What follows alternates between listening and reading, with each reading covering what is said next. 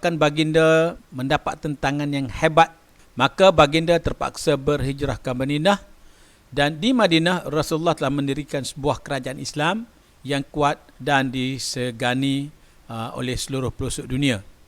Di dalam Al-Quran, Nabi Muhammad SAW dianggap sebagai contoh terbaik ataupun disebut sebagai uswatun hasanah, kerana baginda mempunyai akhlak-akhlak yang mulia, akhlak yang baik sebagaimana yang telah diajar oleh Al-Quran.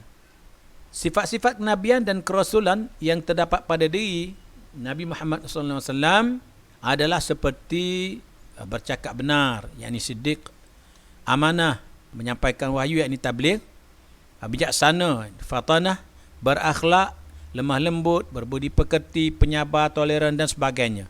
Segala sifat-sifat baik kita boleh lihat pada diri Rasulullah itu sendiri.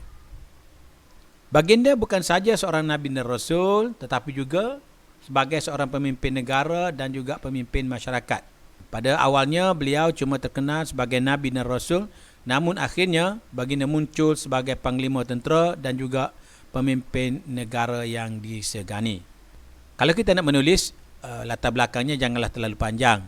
Cuma cikgu beritahu ini sebagai gambaran untuk kita. Kemudian isi yang pertama kita boleh nyatakan bahawa Rasulullah sebagai pemimpin masyarakat dan negarawan. Baik, Rasulullah sangat terkenal sebagai seorang yang sangat amanah atau digelar sebagai Al-Amin dalam kalangan masyarakat Mekah. Dan setelah berpindah ke Madinah, baginda juga telah berjaya menyatukan semula masyarakat Madinah yang berbilang agama dan juga keturunan setelah berlakunya perpecahan yang begitu lama. Kemudian baginda telah mempereratkan hubungan persaudaraan antara kaum Muhajirin dan Ansar.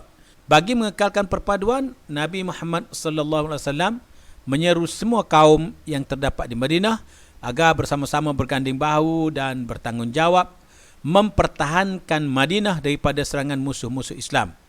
Tak kiralah dia ini Islam ataupun bukan Islam, semuanya bertanggungjawab mempertahankan serangan musuh-musuh Islam daripada luar.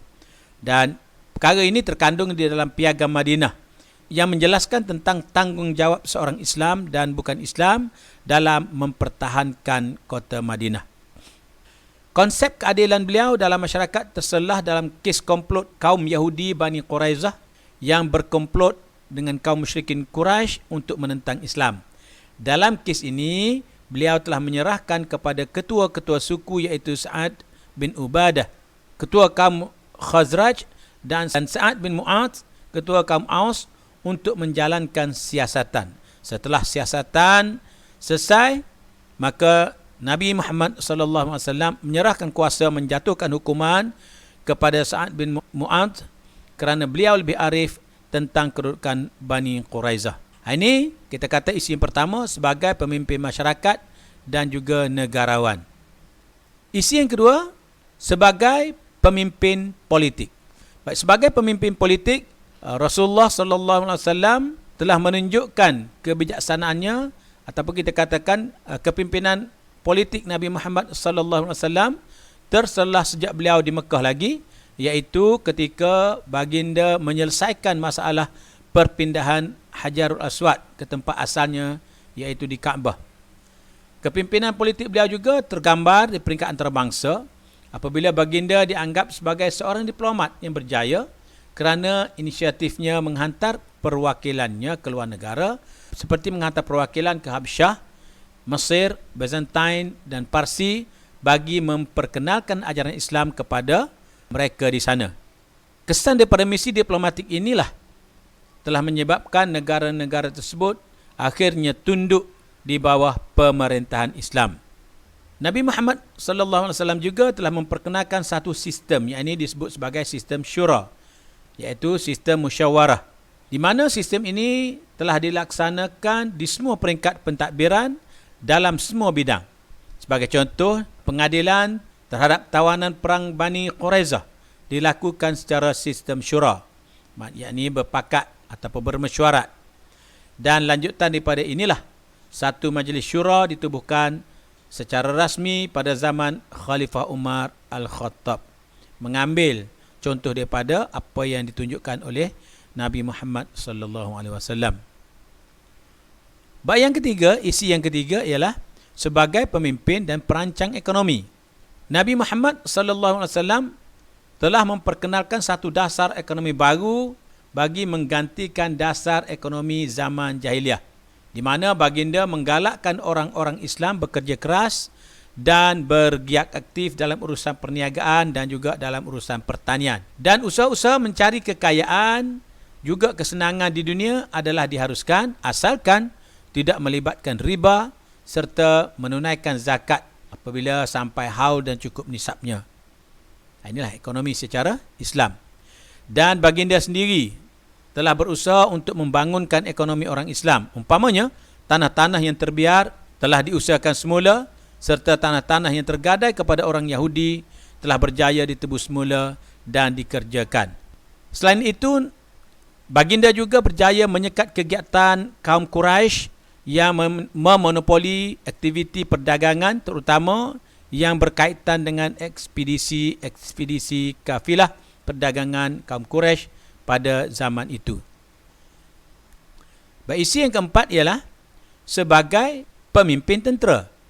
Sebagaimana yang kita ketahui bahawa Nabi Muhammad sallallahu alaihi wasallam ini selalu mengetuai beberapa ekspedisi peperangan besar, di mana kepimpinan beliau dalam bidang ketenteraan adalah berdasarkan kepada akidah, syariat, akhlak yang mulia. Menerusi akidah, baginda dan para sahabatnya berkeyakinan untuk menghadapi musuh walaupun jumlah tentera Islam lebih kecil berbanding dengan tentera musuh. Contohnya seperti dalam Perang Badar. Dikatakan tentera Islam hanya mempunyai 313 orang berbanding dengan tentera musuh iaitu seramai 1000 orang. Baik, melalui peraturan peperangan yang telah disyariatkan Allah Subhanahu wa taala, baginda dan para sahabatnya bertindak mengikut batas-batas yang telah ditetapkan, seperti tidak memerangi golongan yang lemah, orang yang tidak bersenjata, dan tidak membakar harta benda seperti membakar rumah-rumah ibadat dan tanam-tanaman. Maknanya Rasulullah walaupun dalam ekspedisi peperangan, baginda tetap mematuhi dan menunjukkan disiplin yang tinggi dan juga akhlak yang mulia dengan mengikuti peraturan-peraturan peperangan yang telah disyariatkan oleh Allah SWT, sebagaimana yang cikgu sebutkan tadi, iaitu tidak memerangi golongan yang lemah, golongan yang cacat, kanak-kanak, orang tua, orang yang tidak bersenjata, dan tidak memusnahkan harta benda seperti bakar rumah, apatah lagi rumah-rumah ibadat, dan juga tidak memusnahkan tanam-tanaman. Ini akhlak yang ditunjukkan oleh Rasulullah sallallahu alaihi wasallam. Kita petik dalam satu peperangan, iaitu dalam perang Hunain dan Taif. Baginda telah menunjukkan contoh dan akhlak yang baik dengan menggambarkan sifat keprimanusiaan dengan memulangkan semula harta benda yang telah ditawan kepada pihak musuh, dikembalikan semula. Dan tindakan baginda ini telah memikat hati pihak musuh untuk memeluk agama Islam. Baginda juga seorang pemikir ketenteraan yang bijak dengan mengatur pelbagai strategi peperangan yang berkesan dan membawa kejayaan kepada umat Islam. Antara peperangan yang mengandungi strategi yang diatur oleh baginda ialah dalam Perang Badar, Perang Uhud dan juga Perang Khandaq. Sebagai contoh, dalam Perang Khandaq, baginda telah menggunakan strategi bertahan dengan menggali parit di sekeliling, dan strategi ini telah menyebabkan anggota musuh mengaku kalah terhadap tentera Islam. Ini kita lihat Rasulullah sebagai pemimpin tentera. Kemudian isi yang kelima, kita boleh nyatakan tentang Rasulullah ataupun Nabi Muhammad sebagai ketua hakim. Baginda menjalankan kewajipan sebagai ketua hakim yang adil dan saksama. Baginda menunjukkan beberapa etika yang perlu dipatuhi oleh mana-mana hakim. Contohnya, keadilan yang dipaparkan oleh baginda ialah ketegasan tentang hukum potong tangan terhadap pencuri.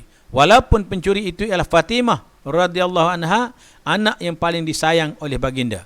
Maknanya dalam menjatuhkan hukuman, Rasulullah tetap tegas, tetap dengan pendirian melaksanakan hukuman walaupun kepada sesiapa saja, termasuklah kepada anak baginda sendiri, iaitu Fatimah. Ini menunjukkan bahawasanya Rasulullah adalah seorang yang tegas dalam melaksanakan undang-undang. Tindakan tegas baginda jelas apabila kaum Yahudi diusir dari bumi Madinah kerana pengkhianatan yang dilakukan oleh mereka sendiri. Sebagai kesimpulannya, dapatlah kita nyatakan bahawasanya Nabi Muhammad SAW bukan sahaja seorang Nabi dan Rasul, malah baginda juga adalah sebagai pemimpin masyarakat dan negarawan, sebagai perancang ekonomi dan panglima tentera yang telah begitu berjaya.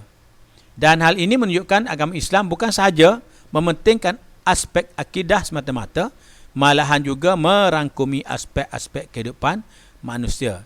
Justru itulah baginda berjaya membina tamadun Islam dan diwarisi pula pada zaman khalifah-khalifah selepas baginda, iaitu zaman-zaman seterusnya. Dan baginda juga telah menjadi contoh dan teladan yang baik kepada umat Islam dan umat manusia, khususnya masyarakat yang beragama Islam. Cikgu rasa cukup sekadar itu dulu untuk kali ini. InsyaAllah kita akan jumpa lagi di lain masa. Cikgu sudahi dengan Assalamualaikum warahmatullahi wabarakatuh.